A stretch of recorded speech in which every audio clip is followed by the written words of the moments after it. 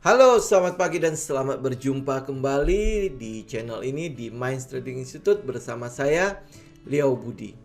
Pada video kali ini, tepatnya serangkaian video kali ini ya, kita akan berbicara tentang satu topik yaitu namanya price action. Ya, price action saya yakin sekali teman-teman sudah sering mendengar tentang hal ini.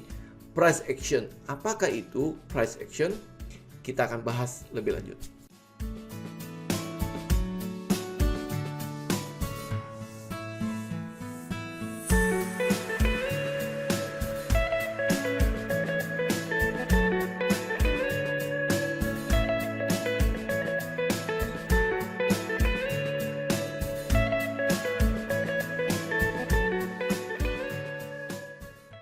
Oke, kita akan bahas tentang price action di serangkaian video. Jadi saya akan membuat satu rangkaian video tentang price action. Jadi isinya adalah tentang price action yang tentunya tidak mungkin saya taruh di dalam satu video sendiri ya, karena di dalamnya seperti yang sering kita lakukan di dalam kelas coaching, saya selalu akan melakukan penjabaran terhadap sebuah topik itu secara sistematis. Jadi ada kurikulumnya ya.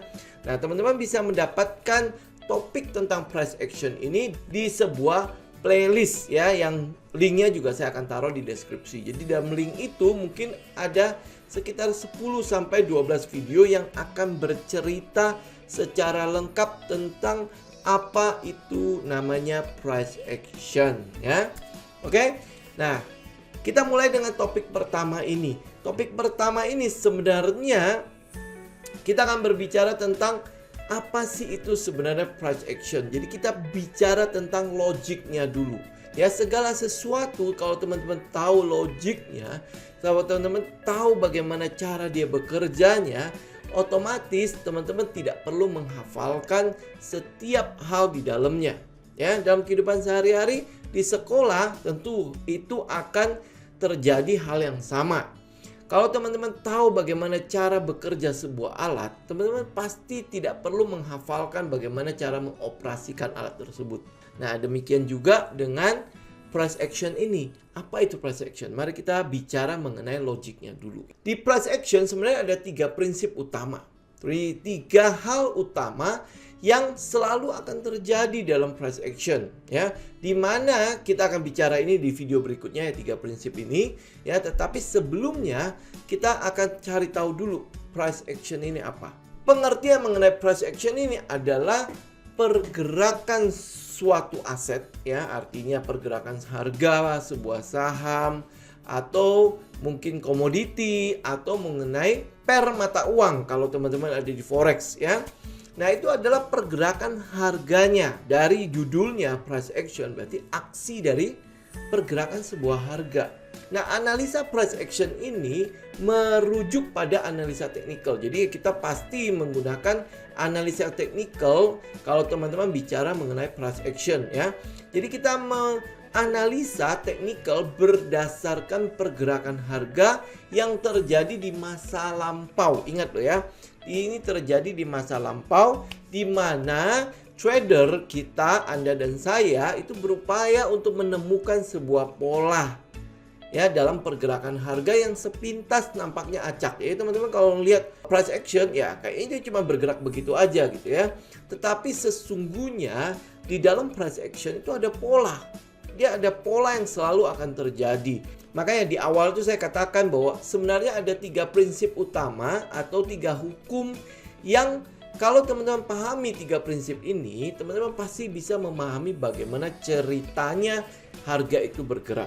Nah, kita akan lihat lebih lanjut mengenai price action. Teman-teman perlu menggarisbawahi dulu ya. Kita perlu menitik beratkan hal ini dulu.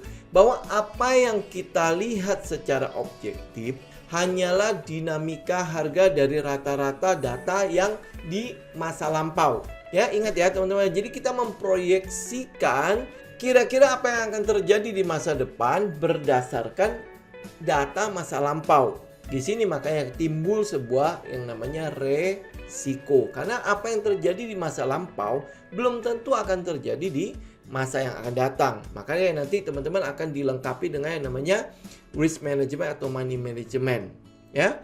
Nah, sedangkan reaksi kita atau open posisi atau kita pasang order buy, ya, itu biasanya mengikuti pola-pola dari harga tersebut, ya. Harga-harga di masa lampau itu, pergerakan harganya itu sepenuhnya adalah evaluasi yang sifatnya subjektif. Jadi apa yang terjadi di masa lampau itu sudah objektif karena sudah kejadian.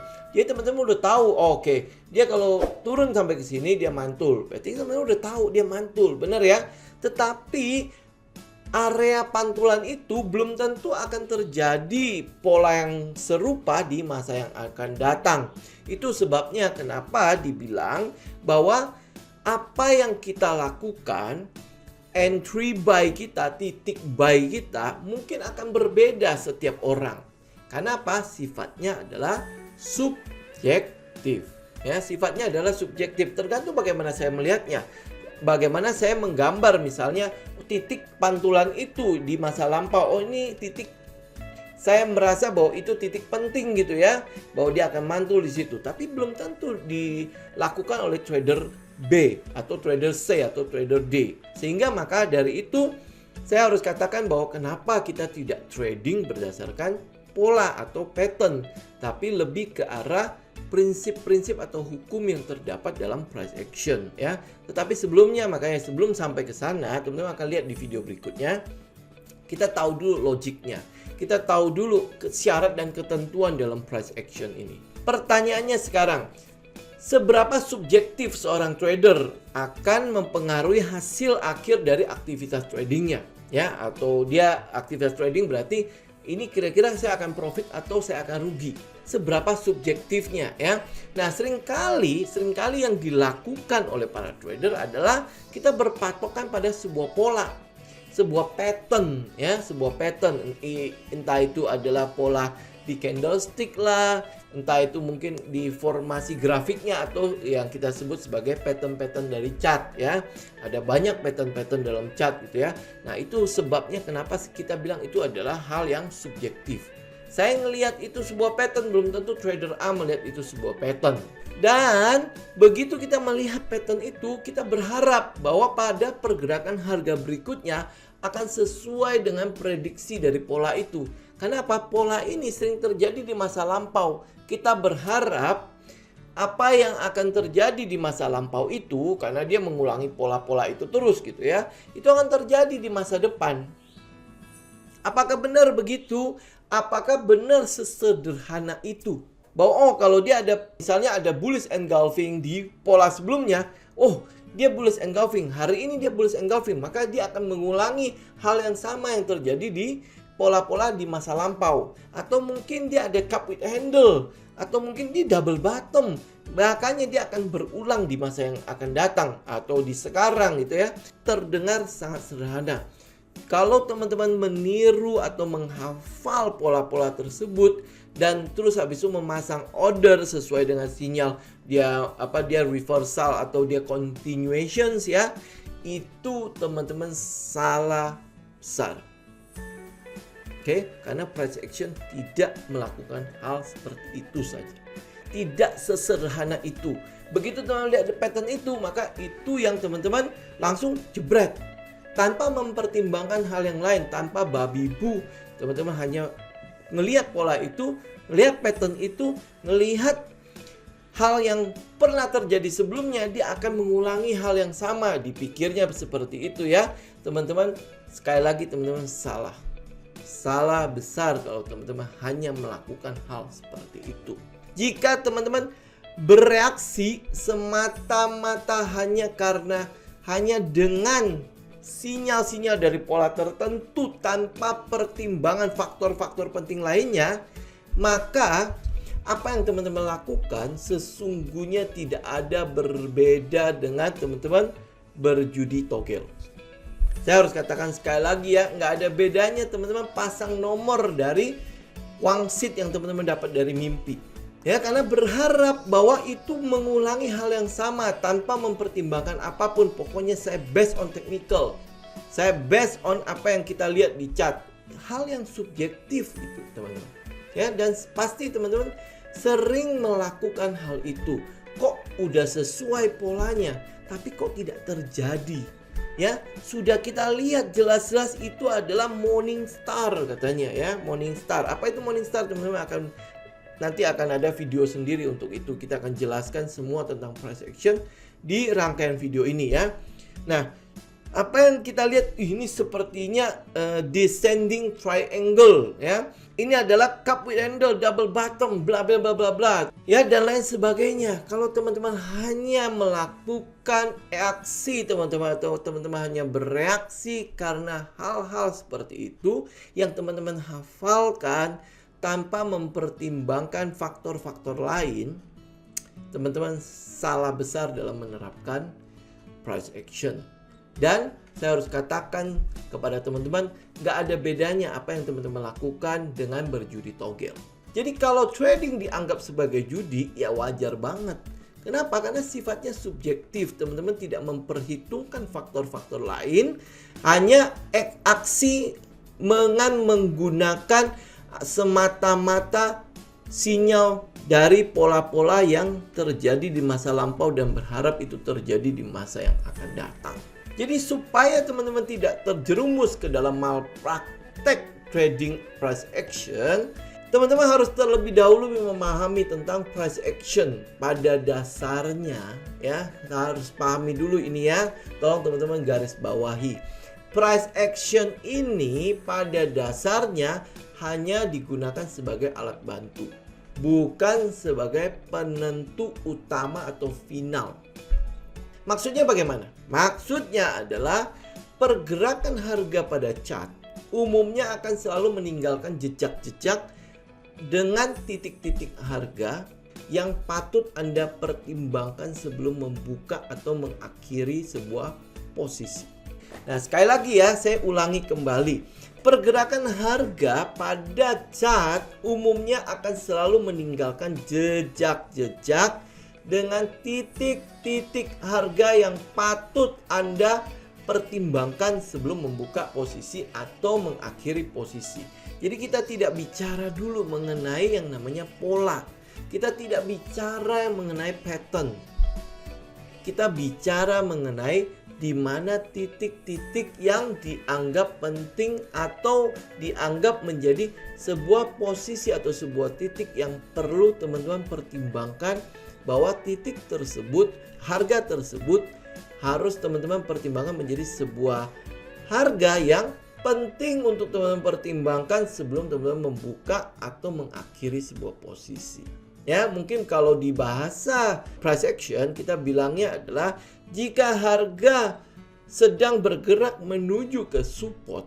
Support ini adalah area di mana akan timbulnya yang namanya demand. Itu makanya saya bilang kan di video berikutnya teman-teman akan belajar tentang 3 prinsip utama tentang price action ya. Jadi jangan lupa teman-teman ikutin terus channel ini, ikutin terus rangkaian video ini sampai selesai agar teman-teman benar-benar paham apa sih itu namanya price action dan kenapa kita tidak trading berdasarkan pola. Jadi garis besarnya price action ini digunakan oleh kita sebagai trader untuk menjadi sebuah kaca pembesar. Kaca pembesar untuk apa? Kaca pembesar untuk membantu mengidentifikasi kondisi pasar. Jadi ini yang kita sebut sebagai faktor-faktor lain ya, selain hanya melihat pergerakan harga begini-begini saja. Ya, jadi ada faktor lain yang teman-teman harus pertimbangkan. Jadi price action sekali lagi itu kita gunakan sebagai kaca pembesar untuk membantu mengidentifikasi kondisi atau keadaan pasar yang saat ini kita ingin masuki. Apakah keadaannya sedang trending? Trending itu bisa up, bisa down. Atau dia cuman konsolidasi top atau menjadi sideways atau kita sebut sebagai no trend. Dan di mana titik-titik penting, resisten, support ya, yang kemungkinan akan mempengaruhi arah harga. Dia mungkin balik kembali, reversal atau kembali continuations ya. Tetapi dengan melihat price action, kita menjadi dapat sebuah gambaran besar atau big picture-nya. Makanya kita sebut sebagai kaca pembesar. Jadi alat bantu kita untuk mendeteksi sedang terjadi apa pada pergerakan harga ini. Dia apakah dia trending up atau trending down, atau dia konsolidasi. Makanya kita gunakan yang namanya price action. Kita akan bahas satu-satu. Jadi pertama, kita gunakan price action ini untuk identifikasi kondisi pasar. Jadi itu adalah fungsi pertama dari price action ya. Pertama, teman-teman tahu dulu kondisi pasar, faktor apa yang sedang terjadi di pasar saat itu. Jadi bukan menghafalkan pola. Jadi bukan masuk berdasarkan sebuah pola atau sebuah pattern. Kalau pola ini terbentuk kita masuk, tidak. Faktor-faktor lain teman-teman harus pertimbangkan ya. Yang paling pertama adalah identifikasi dulu kondisi pasarnya. Pada kondisi pasar seperti apa pola ini akan tercipta ya. Nah, kondisi pasar umumnya terbagi dari dua. Kondisi pasar pertama adalah dia sedang trending ya, yang saya bilang tadi trending up atau trending down, atau dia hanya dalam keadaan konsolidasi atau kita sebutnya sebagai sideways. Nah, price action dapat membantu kita untuk mengidentifikasi kondisi tersebut dengan memperhatikan harga-harga high dan harga-harga low-nya. Kondisi pasar yang trending ya, tadi saya udah bilang dibagi lagi menjadi dua. Yang pertama adalah uptrend, yang kedua adalah downtrend. Nah, uptrend kita dapat identifikasi dari titik harga tinggi meninggi. Jadi yang kita sebut dengan bahasa kerennya adalah higher high. Dan harga rendah meninggi atau kita sebut sebagai higher low. Jadi dia akan membentuk seperti anak tangga naik. Itu kita sebut sebagai kondisi yang sedang trend. Jadi higher high, higher low. Ya, ini bahasa kerennya ya. Higher high, higher low. Jadi dia membentuk tangga naik ke atas. Ya, sedangkan downtrend itu teridentifikasi dari harga tinggi yang merendah, yang kita sebut sebagai lower high, dan harga rendahnya juga merendah, yang kita sebut sebagai lower low. Jadi sehingga kondisi yang kita bisa bilang ini adalah downtrend pada saat harga membentuk lower low dan lower high. Jadi lower high dan lower low. Tadi uptrend adalah higher high, high low. Kalau downtrend berarti lower low, lower high. Jadi dia membentuk seperti anak tangga turun. Kalau teman-teman mengalami kesulitan atau bingung nih ya, aduh gimana, di mana ya posisi higher high, di mana posisi higher low, di mana posisi yang namanya lower high, dan di mana posisi yang namanya lower low, karena posisinya kayak zigzag banget. Jika iya begitu, maka saat itu juga teman-teman tahu bahwa kondisi pasar saat itu sedang terkonsolidasi atau sideways. Artinya dia tidak membentuk higher high, dia juga tidak membentuk higher low. Dia tidak membentuk lower high, dia juga tidak membentuk lower low. Jadi kayak dia seperti jalan ke samping mendatar. Ya, biasanya dia cuma zigzag di situ, kelihatan banget gitu ya. Dia kelihatan banget seperti membentuk sebuah box. Nah, itu adalah kondisi yang kita sebut sebagai sideways. Jadi identifikasi dulu ini semua ya. Nah, kalau teman-teman berhasil mengidentifikasi kondisi pasar ini, maka selanjutnya adalah teman-teman lebih mudah untuk mengambil atau membantu kita mengambil keputusan untuk membuka posisi berdasarkan gaya trading kita. Jadi misalnya ya, contoh saya adalah swing ya, atau gaya trading saya adalah swing. Saya akan lebih memilih pasar yang sedang trending. Ya, kenapa? Karena kita akan menghasilkan uang pada saat itu. Dan lebih gampang untuk menghasilkan uang pada saat dia sedang trending. Either dia trending up atau trending down. Kalau di forex kan kita bisa dua arah ya. Tapi kalau di saham di Bursa Efek Indonesia kita hanya satu arah kan, yaitu di up kan. Jadi buat seorang swinger, kita akan lebih senang kondisi pasarnya dalam keadaan uptrend karena lebih jelas. Tapi masuknya kapan? masuknya, teman-teman bisa tentukan nanti. Dengan begitu, kita bisa juga menentukan nanti manajemen risikonya harus bagaimana, atau risk manajemennya bagaimana. Karena apa? Pasarnya sedang trending. Yang kedua, teman-teman harus tentukan di dalam price action adalah identifikasi. Tadi kan teman-teman udah identifikasi kondisi pasarnya. Nah, selanjutnya adalah teman-teman harus bisa mengidentifikasi di mana titik yang kita sebut sebagai resistansi atau resisten dan supportnya. Jadi di mana resistennya atau kita sebut sebagai plafonnya, dan di mana supportnya atau kita sebut sebagai lantainya. Jadi nanti akan ada satu video, walaupun ini secara logik saya udah menerangkan di dalam salah satu video saya.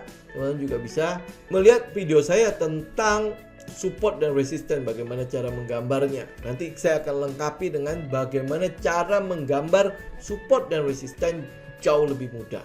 Jadi makanya teman-teman ikutin terus rangkaian video ini ya. Nah, poin penting kedua dari aplikasi price action ini adalah mengetahui di mana titik-titik harga resisten dan support. Jadi kalau kita bicara mengenai price action, sebenarnya kita bicara tentang satu yang tadi ya, identifikasi kondisi pasar. Yang kedua adalah identifikasi di mana titik yang kita sebut sebagai resisten dan titik yang kita sebut sebagai support. Nah, titik-titik harga tersebut ya, resisten dan support itu vital atau penting sekali kegunaannya. Ya, mungkin teman-teman juga lihat ya di grup-grup tele ya, saya sering share mengenai chart. Kita akan selalu ngambil di area-area dekat support. Nah, support ini bagaimana cara menggambarnya dan bagaimana cara mengidentifikasinya. Terus habis itu bagaimana mengidentifikasi resisten, support, resisten ya. Nanti saya akan jelaskan di salah satu video kita dari rangkaian video mengenai price action ya. Nah, ini penting ya teman-teman ya. Jadi titik ini adalah titik-titik yang kita sebut sebagai titik yang penting, resisten dan support, karena kelangsungan dari sebuah trend, kelangsungan dari sebuah trending kondisi pasar itu kemungkinan besar akan kembali berganti haluan. Karena sifat pasar kan selalu berulang kan. Jadi nothing news in the market. Jadi dia hanya akan mengulangi proses tersebut. Jadi apa yang terjadi di masa yang lampau, kita harapkan dia terjadi, dia mengulang kembali ya di titik-titik yang memang sudah pernah dilakukan atau terjadi di periode sebelumnya. Jadi kalau misalnya dia menyentuh area yang kita sebut sebagai titik support, maka dia akan mulai mantul kembali ke atas. Demikian juga begitu dia mendekat area titik atau kita sebut sebagai titik resisten, dia akan mulai mantul kembali ke bawah. Nah, titik-titik pantulan inilah yang akan membuat yang namanya trending pasar terjadi. Jadi kondisi dia uptrend atau dia downtrend. Jadi dia akan mantul di titik yang kita sebut sebagai resisten dan titik yang kita sebut sebagai support. Ini contoh ya, kurang lebih ya teman-teman ya. Teman-teman bisa lihat gambar di atas ini. Teman-teman bisa perhatikan pada saat harga menyentuh titik resisten, dia akan mulai mantul kembali ke bawah. Pada saat harga menyentuh titik support, dia akan mantul kembali ke atas. Jadi ini adalah area-area yang kita butuh identifikasi ya di dalam price action. Jadi price action hanya mengidentifikasi dua hal.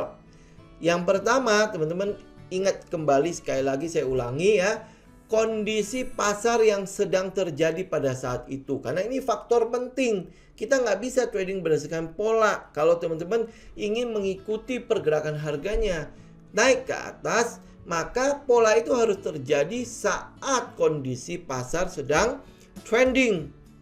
Ya, kalau ke atas berarti dia harus dalam keadaan uptrend, kalau ke bawah berarti dia harus dalam keadaan downtrend. Yang kedua adalah teman-teman perlu mengidentifikasi titik-titik yang kita sebut sebagai support dan resisten. Nah, jadi itu yang kita lakukan di price action. Price action adalah kaca pembesar kita untuk melihat apa sih yang sedang terjadi pada pasar hari itu atau saat itu. Sehingga itu akan membantu kita dalam mengambil keputusan. Tentu ya, dari price action ini ya teman-teman bikin trading plan. Tentu nanti kita akan bahas itu semua. Trading plan, kita akan bahas mengenai titik support, titik resisten, kita akan bahas juga mengenai candlestick pattern, kita juga akan bahas mengenai beberapa pattern-pattern yang saya anggap itu adalah pattern-pattern yang mungkin teman-teman perlu tahu gitu ya. Nah, itu akan kita bahas dalam serangkaian video kita kali ini. Ya, mungkin ada 10-12 video, saya nggak tahu teman-teman nanti akan lihat. Kita akan bahas ini secara lebih detail tentang yang namanya price action agar teman-teman tahu price action ini apa dan bagaimana cara menggunakannya. Dan ingat teman-teman, saya ingin tutup video kali ini dengan beberapa kesimpulan ya. Meskipun price action kita lihat ya sekilas tampak sederhana, tetapi aplikasinya pada live trading itu membutuhkan yang namanya jam terbang dan kewaspadaan yang tinggi dari trader-trader. Teman-teman harus mempertimbangkan beberapa faktor sekaligus ya sebelum melakukan reaksi pada suatu sinyal dari pola-pola pada chart itu. Ya, tadi teman-teman udah tahu ya, kita mau lihat adalah trendingnya seperti apa. Dia sedang uptrend atau dia sedang downtrend atau dia sedang konsolidasi. Kita mau lihat pola ini terjadi di keadaan market seperti apa. Kedua, tentu teman-teman daripada menghafalin pola-pola, lebih baik teman-teman master atau menguasai di mana saya harus menaruh titik yang namanya support dan titik yang namanya resisten. Karena harga akan bereaksi pada titik-titik tersebut. Banyak sekali teori-teori mengenai bagaimana cara menggambar titik support dan titik resisten. Tetapi nanti di video berikutnya, teman-teman akan melihat bagaimana saya menggambar support dan resisten. Jadi oleh sebab itu teman-teman jangan lupa untuk like, tinggalkan komentar untuk topik-topik selanjutnya, dan jangan lupa juga untuk subscribe. Oke? Nah, kita akan ketemu lagi di video berikutnya. Salam tim.